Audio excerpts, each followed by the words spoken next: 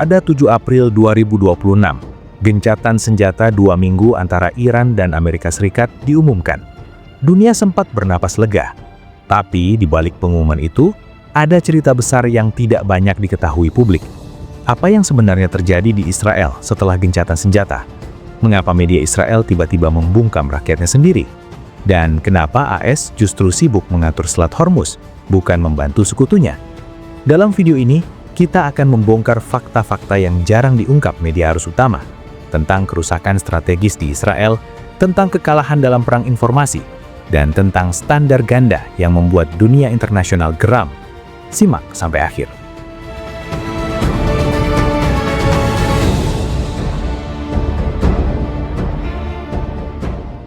Mari kita mulai dengan fakta di lapangan. Pasca gencatan senjata, Israel mengklaim kerusakan minimal. Tapi laporan yang bocor dari dalam negeri berkata lain. Pada 19 Maret 2026, kilang minyak di Haifa terkena serangan balasan Iran. Api baru bisa dipadamkan keesokan harinya. Perusahaan operator, Bazan, melaporkan kerusakan pada infrastruktur kritis. Pemerintah Israel hanya menyebutnya insiden kecil. Selanjutnya, kawasan Dimona yang merupakan lokasi fasilitas nuklir dan kimia juga menjadi target. Warga setempat melaporkan adanya puluhan korban luka. Namun sensor militer langsung memberlakukan larangan total untuk memotret atau merekam.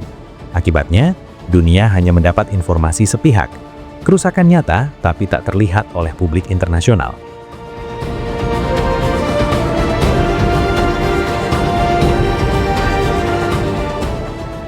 Inilah fakta yang paling sensitif bagi Israel.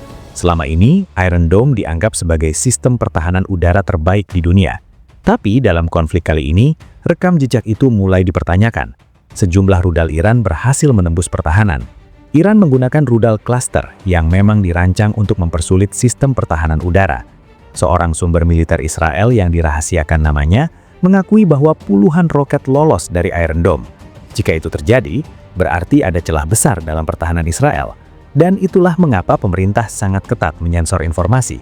Mereka tidak ingin rakyatnya tahu bahwa tameng pelindung mereka tidak sekokoh yang diklaim selama ini. Ini pukulan telak bagi citra militer Israel.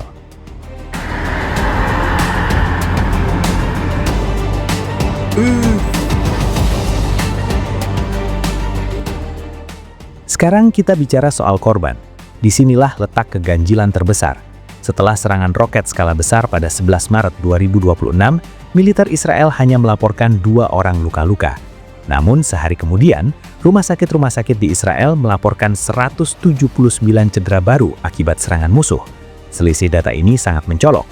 Laporan rumah sakit adalah catatan medis yang sulit dipalsukan. Artinya, ada informasi yang sengaja tidak disampaikan ke publik. Siapa yang menyembunyikan? Pemerintah dan militer Israel. Untuk apa? Untuk menjaga moral publik dan mencegah kepanikan massal. Tapi konsekuensinya, dunia tidak pernah tahu skala sebenarnya dari dampak perang ini terhadap warga sipil Israel sendiri.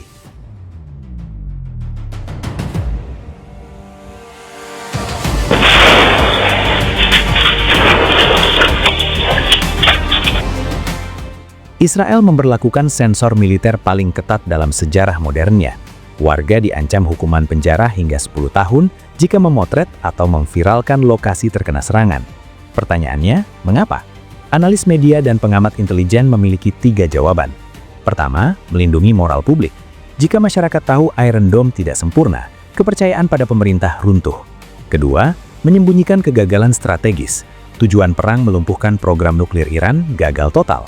Iran masih memiliki ratusan kilogram uranium yang diperkaya. Ketiga, menjaga hubungan dengan sekutu. Jika dunia tahu Israel sebenarnya menderita kerusakan signifikan, posisi tawar Israel di mata AS dan Eropa akan jatuh. Ini bukan tanda kekuatan, ini tanda ketakutan.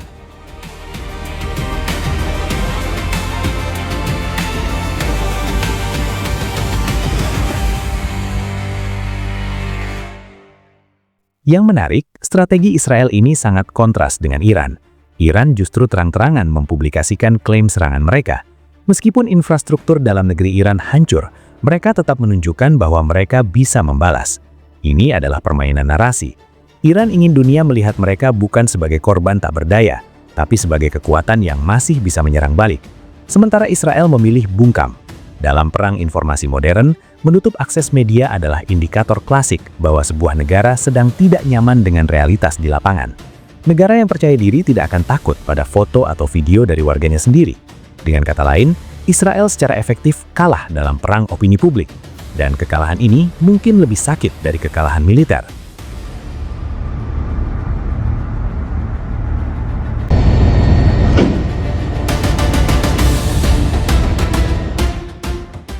Sekarang kita bicara soal Amerika Serikat. Setelah gencatan senjata, perhatian AS langsung tertuju ke Selat Hormuz, bukan ke rekonstruksi Lebanon, bukan ke korban perang, tapi ke jalur air yang menjadi urat nadi ekonomi global. AS memperingatkan Iran agar tidak memungut biaya untuk kapal yang melintas, bahkan mengancam akan memberlakukan tarif bagi negara yang membantu Iran. Tapi ada ironi besar di sini. AS dan Israel lah yang memulai serangan ofensif pertama ke Iran pada awal Maret 2026. Iran hanya merespons. Dalam hukum internasional, itu adalah hak membela diri. Namun ketika Iran menggunakan satu-satunya kartu trufnya, Selat Hormuz, AS tiba-tiba bersikap seolah Iran adalah biang kerok masalah. Standar ganda ini tidak luput dari perhatian dunia.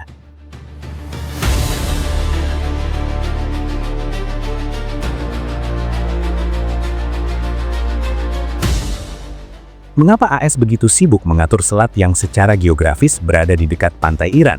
Jawabannya sederhana, minyak dan uang.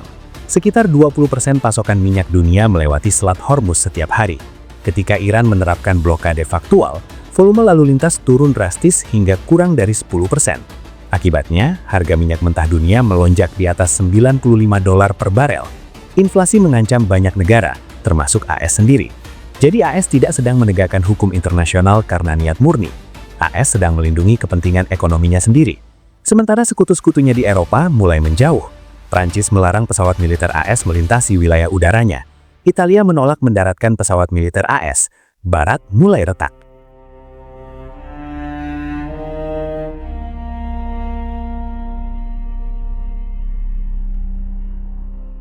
Apa yang bisa kita simpulkan dari semua ini?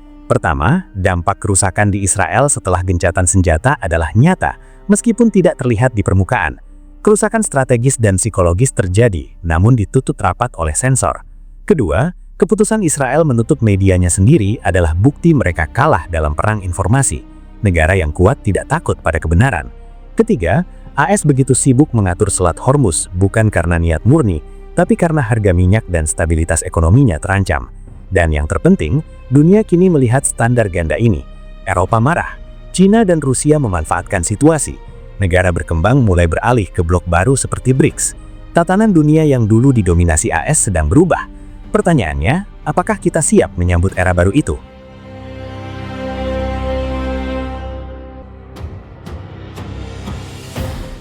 Video ini dibuat untuk tujuan edukasi dan analisis semata. Kami tidak berpihak pada pihak manapun, tidak mempromosikan kekerasan, dan tidak mendukung perang dalam bentuk apapun. Seluruh informasi yang kami sajikan berasal dari laporan terbuka dan analisis geopolitik yang tersedia untuk publik. Tujuan kami adalah memberikan pemahaman yang seimbang mengenai situasi global agar masyarakat dapat melihat berbagai isu dengan lebih bijak. Kami percaya bahwa perdamaian, dialog, dan diplomasi merupakan jalan terbaik untuk menyelesaikan setiap konflik.